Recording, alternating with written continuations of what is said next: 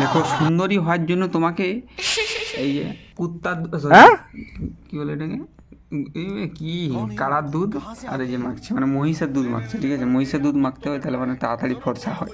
এই যে দেখো মুখটা ঘুরাও, তোমার রূপটা দেখা দুধ যখন হাতে ঘুষছে মানে হাতটাকে ফর্সা করে নেবে, তারপরে মুখে আমাকেও দিবে, আমি পেছনে মাখবো, ঠিক আছে? আমার তাহলে তুই পেছন কালো,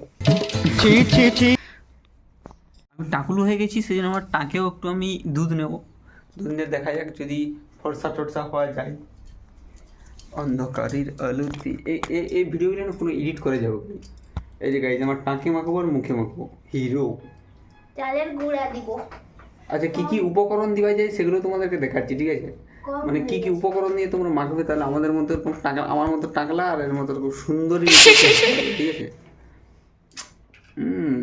রোস্টিং বাদে মোটামুটি ভ্লগিংটা ভুলেই গেছি। টাকলু হওয়ার ফলে জনি সিনসেটিক দেখাচ্ছে। তাহলে তুই তো গাইজ দেখা এই যে কই দিলি, কই আরেকবার দেন সিনটা আরেকবার দেখানো হোক না। এই যে গাইজ এটা আইসক্রিমের ডাবলা ওঠে, আমরা সেই পঞ্চবটি পার্কেলে আনেছি, কিন্তু এখন এটা চাল গুঁড়া আছে, মানে সেই গুঁড়ি আছে, গুঁড়ি আর মহিষের দুধ এটাকে মিক্স করা আছে। এরপর আমি মাখবো, এখন আমার বউ মাখছি। বাবালো ওয়ার্ল্ড ফেমাস সুন্দরী, এই এখন হাতে এলিছে হাতে।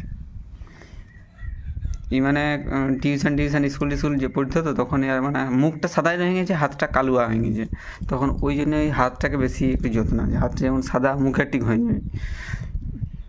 আমারও কি কেস, আর আমার উল্টাটা হয়ে গেছে, আমার মানে মুখটা কালো হয়ে গেছে, হাত পাও কালো হয়ে গেছে, পেছুটা সাদা হয়ে গেছে। বলিস কি? তখন আমি পেছুটা কালো করতে চাই।